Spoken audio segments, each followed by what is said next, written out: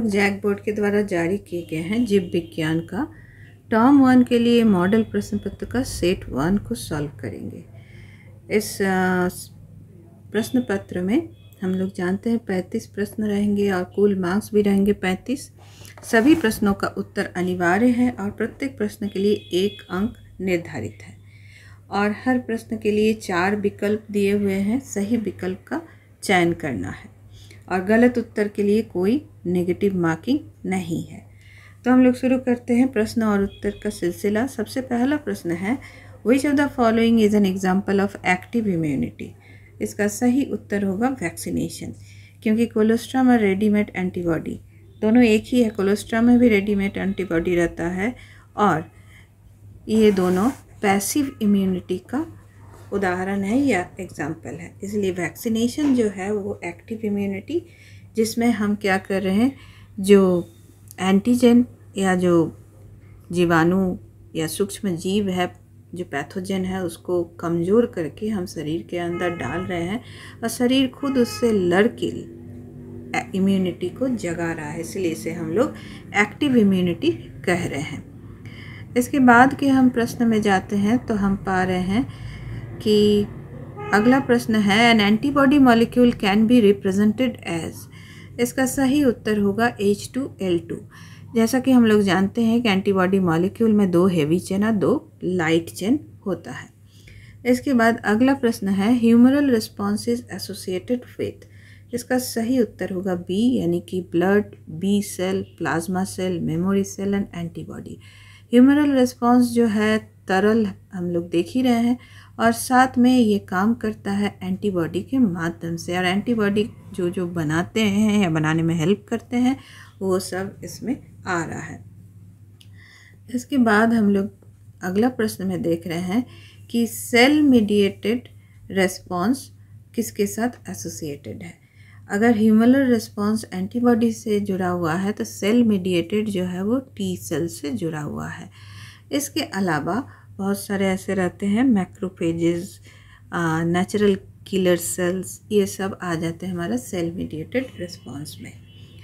अगला प्रश्न हम देख रहे हैं कि इंटरफेरॉन आर सिक्रेटेड बाय। इसका सही उत्तर होगा वायरस इन्फेक्टेड सेल्स।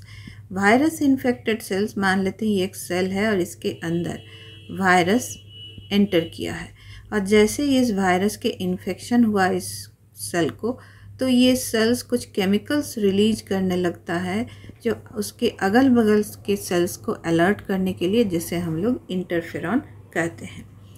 इसके बाद हम लोग देख रहे हैं secondary immune response. Secondary immune response का सही उत्तर होगा फास्टर। जो प्राइमरी, जो फर्स्ट इम्यून रिस्पॉन्स है वो है माइक्रोब शरीर के अंदर आ रहे हैं और बॉडी धीरे धीरे उससे लड़ के एंटीबॉडी बनाना सीख रहा है, और अगली बार जब सेकेंड टाइम, ये फर्स्ट टाइम आया और सेकेंड टाइम जब आएगा तो क्या होगा, जब माइक्रो ऑर्गेनिज्म आ रहा है तब बॉडी जानता है कि कौन सा एंटीबॉडी से इसको मारा जाएगा, तो ये बहुत जल्दी एंटीबॉडी बना लेता है और इन्फेक्शन से हमें बचाता, बीमार होने से बचाता है। इसीलिए इसका रिएक्शन जो है, इसका रिस्पॉन्स जो है वो काफ़ी फास्ट होगा। अगला प्रश्न हम देख रहे हैं कि innate immunity means. Innate immunity means कि जो हमें जन्म से जो इम्यूनिटी मिला हुआ रहता है, जो प्रतिरक्षा व्यवस्था मिला हुआ रहता है, उसको हम लोग इन्नेट इम्यूनिटी बोलते हैं। अगला प्रश्न, the immunoglobulin that can pass through the placenta. तो हम लोग देख रहे हैं कि एक प्रतिरक्षी अणु जो अपरा को पार कर सकती है, यानी कि प्लेसेंटा को पार कर सकती है। इसका सही उत्तर होगा IgG। इसके बाद अगला प्रश्न हम देख रहे हैं, the immunoglobulin involve in allergic reaction. इसका सही उत्तर होगा IgE। जितना भी हमारे शरीर के अंदर कोई भी बाहरी तत्व के कारण एलर्जी होने लगता है, उस एलर्जी को बनाने के लिए जिम्मेदार रहता है IgE। अगला प्रश्न हम देख रहे हैं, इम्यूनोग्लोबुलिन प्रेजेंट इन कोलोस्ट्रम, यानी कि मदर्स का फर्स्ट मिल्क। इसका सही उत्तर होगा IgA, यानी कि IgA, जो हमारे कोलोस्ट्रम या माँ का पहला दूध में ये भारी मात्रा में पाया जाता है और ये एक पैसिव इम्यूनिटी का भी एग्जाम्पल है। अगला प्रश्न में हम लोग जा रहे हैं। अगला प्रश्न में हम लोग देख रहे हैं tumour is are. Tumour is are इसका सही उत्तर होगा कि group of cells who have lost the property of contact inhibition, यानी कि नॉर्मली जो सेल्स का डिवीजन होके सेल्स का नंबर बढ़ता है, एक समय के बाद ये सेल्स का डिवीजन होना ये बंद हो जाता है, क्योंकि सेल्स एक दूसरे के कांटेक्ट में आके जब दबाने लगते हैं तो वो अपना डिवीजन, सेल डिवीजन का रेट अपने आप बंद कर देता है। तो इसी को हम लोग नाम देते हैं कांटेक्ट इनहिबिशन।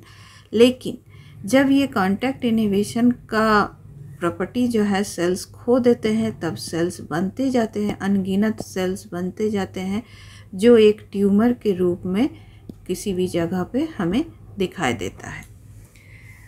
अगला प्रश्न, type of tumour cancerous cells. जो कि यहाँ पे कैंसरस सेल्स लिखा हुआ है तो उत्तर होगा मैलिग्नेंट। लेकिन सिर्फ अगर लिखा रहता है कि टाइप्स ऑफ ट्यूमर, तब हमारा उत्तर होता both of the above. Cancerous cells अगर लिखा हुआ नहीं रहता तब होता कि बिनाइन एंड मैलिग्नेंट दोनों टाइप के ट्यूमर होते। लेकिन चूंकि यहाँ कैंसर सेल्स लिखा हुआ है, इसीलिए हम लोग का सही उत्तर होगा मैलिग्नेंट। अगला प्रश्न में हम लोग जा रहे हैं, excessive and longer consumption of alcohol drug में लीड्स इनटू। सही उत्तर होगा ऑल ऑफ द अबव, यानी कि liver cirrhosis, respiratory failure and heart failure, cerebral haemorrhage and damage to nervous system. ये सब कुछ होगा अत्यधिक अल्कोहल सेवन के चलते। अगला प्रश्न है, ELISA is based on the principle of. सही उत्तर है एंटीजन एंटीबॉडी रिएक्शन। इसी के माध्यम से हम लोग एलिसा टेस्ट करते हैं। अब अगला प्रश्न है, Widal test is associated with. Widal test जो है वो टाइफाइड बीमारी को पकड़ने के लिए, उसको पता लगाने के लिए जांच की जाती है। दूसरा प्रश्न है, नेक्स्ट क्वेश्चन नंबर 16 है, DNA fingerprinting works on the principle of. किस सिद्धांत पर आधारित है? तो यहाँ पे सही उत्तर होगा डीएनए पॉलीमॉर्फिज्म, यानी कि डीएनए को हम लोग उसके अलग अलग रूप में, या उसको हम बहुत ज़्यादा उसको बहुगुणन कर रहे हैं, उसके बाद उसको हम लोग मैच करवा रहे हैं। इसके बाद है कि the term codon. Term codon जो है वो किससे एसोसिएटेड है? यहाँ पे हम देख रहे हैं कि ये mRNA से जुड़ा हुआ है। इसके बाद हम लोग देख रहे हैं इनिशिएशन कोडोन AUG। ये कौन सा अमीनो एसिड के लिए जिम्मेदार है? ये एक तो ये इनिशिएशन कोडोन है, और ये कौन सा अमीनो एसिड के लिए कोड है? ये मिथियोनाइन। यानी कि कोई भी पॉलीपेप्टाइड चेन जब बनता है तो उसका पहला अमीनो एसिड उसमें रहता है मिथियोनाइन। इसके बाद हम देख रहे हैं total number of amino acids are. इसका सही उत्तर होगा 20। अब हम लोग अगला प्रश्न में जा रहे हैं। देख रहे हैं कि the process of replication proceed in the direction of. Replication का जो डायरेक्शन है वो किस डायरेक्शन में प्रोसीड करता है? 5 to 3 डायरेक्शन में। इसके बाद question number 21, synthesis of DNA molecule from RNA molecule is termed as. इसे हम लोग कहते हैं ट्रांसक्रिप्शन। डीएनए मॉलिक्यूल से एमआरएनए बनने का जो प्रक्रिया है या प्रोसेस है जो न्यूक्लियस के अंदर होता है, इसे हम लोग नाम देते हैं ट्रांसक्रिप्शन। और एमआरएनए से प्रोटीन बनने की क्रिया को हम लोग नाम देते हैं ट्रांसलेशन। इसके बाद हम देख रहे हैं क्वेश्चन नंबर 22। क्वेश्चन नंबर 22 में हम देख रहे हैं, in which phase of interphase the process of DNA replication takes place. इसका सही उत्तर होगा एस फेज, यानी कि डीएनए रिप्लिकेशन एस फेज में। इंटरफेज में 3 फेज होता है, G1, एस एंड G2। तो एस फेज में यानी सिंथेसिस फेज में डीएनए रिप्लिकेशन होता है। डीएनए का अमाउंट जो है वो डबल हो जाता है। Question number 23, the phenomenon of incomplete dominance is observed in. सही उत्तर इसका है स्नैपड्रैगन। स्नैपड्रैगन फूल में हम देखते हैं कि लाल और सफ़ेद का जब हम संकरण करते हैं या क्रॉस करते हैं तो हम देखते हैं F1 जनरेशन में गुलाबी पौधे आते हैं, जिसे हम कहते हैं कि incomplete dominance. Question number 24, phenotypic ratio of dihybrid cross is. इसका सही उत्तर है 9:3:3:3:3:1। अब क्वेश्चन नंबर 25, जिसमें हम देख रहे हैं which of the following represent test cross. हम जानते हैं टेस्ट क्रॉस हमेशा रिसेसिव और होमोजाइगस पेरेंट के साथ किया जाता है। तो यहाँ जो स्मॉल टी है ये रिसेसिव होमोजाइगस पेरेंट है, जिसके साथ एक टॉल प्लांट का क्रॉस करवाया जा रहा है। अब अगला question number 26, pleiotropism is a phenomenon in which one gene controls many characters. तो इस तरह से इसका उत्तर हो जाएगा कि one gene controls many character, यानी कि ऑप्शन डी। अब हम लोग देख रहे हैं question number 27, which of the following are the genetic materials. जैसा कि हम लोग जानते हैं कि मैक्सिमम जगह पे डीएनए जो है वो जेनेटिक मटेरियल होता है, लेकिन कुछ वायरसेस में आरएनए भी जेनेटिक मटेरियल होता है, इसीलिए सही आंसर होगा A and B only. Question number 28, which of the following Mendelian principle is also known as purity of the gametes. तो इसका सही उत्तर है law of segregation. Law of segregation में हम देखते हैं टॉल एंड डॉफ प्लांट को जब हम क्रॉस करवा रहे हैं तो F1 जनरेशन में हमें टॉल प्लांट मिल रहा है, लेकिन वो हेट्रोजाइगस होता है, और जब उसको हम सेल्फिंग करा रहे हैं तो हमें 3 टॉल प्लांट, जिसमें एक होमोजाइगस, 2 हेट्रोजाइगस और एक डॉफ प्लांट, प्योर डॉफ प्लांट मिल रहा है। तो इससे हम लोग को पता चल रहा है कि डॉफ का जो कैरेक्टर है वो जब F1 जनरेशन में टॉल कैरेक्टर के साथ था तो भी वो अपना प्योरिटी नहीं खोया, उसीलिए इसे हम लोग प्योरिटी ऑफ गैमेट्स कह रहे हैं।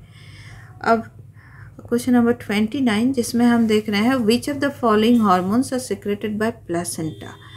तो हम लोग जानते हैं कि प्लेसेंटा प्रेगनेंसी के दौरान एक अस्थाई एंडोक्राइन ग्लैंड जैसा काम करता है और वो बहुत सारे हार्मोन्स का सिक्रेशन करता है, जिसमें HCG है, एस्ट्रोजन, प्रोजेस्टेरॉन है, रिलैक्सिन है। तो इसलिए सही उत्तर होगा ऑल ऑफ द अबव। अब हम लोग देख रहे हैं question number 30, double helix model of DNA was given by Watson and Crick. अब question number 31, infective stage of malarial parasite is sporozoite, यानी कि स्पोरोजॉइट फॉर्म में ही ये हमारे शरीर में आता है मच्छर से, फीमेल एनोफिलिस मॉस्किटो से हमारे शरीर में आता है।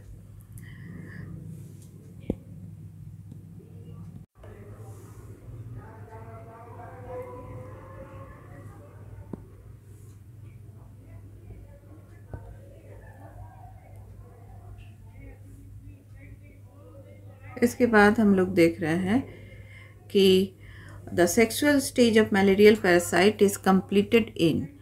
इसका सही उत्तर होगा मॉस्किटो। ह्यूमन बीइंग के अंदर, यानी कि मानव के अंदर, इसका एसेक्सुअल फेज कंप्लीट होता है और सेक्सुअल फेज जो है वो मॉस्किटो के गट के अंदर, यानी कि उसके आहार नाल के अंदर कंप्लीट होता है। Question number 33, any substance that can cause cancer is called carcinogen. तो यानी कि कैंसर के कारण जो भी है उसे हम लोग कार्सिनोजेन कहते हैं। Question number 34, which of the following is not water pollinated plant. इसके लिए हम लोग देखेंगे वाटर लिली, क्योंकि इसका फ्लावर जो है वाटर के ऊपर रहता है, वो इंसेक्ट और एयर के माध्यम से, ज़्यादातर इंसेक्ट के माध्यम से इसका पॉलिनेशन होता है।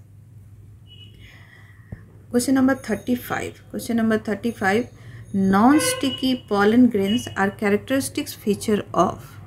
Non sticky pollen grains are characteristic feature of air pollinated flower, क्योंकि अगर ये कहीं चिपक जाएगा तो हवा से ये पॉलिनेशन होने में इसको दिक्कत होगा, इसीलिए हवा से एयर पॉलिनेटेड फ्लावर्स का पॉलन ग्रेन जो है वो हल्का होता है, लाइट होता है इन वेट और साथ में नॉन स्टिकी होता है।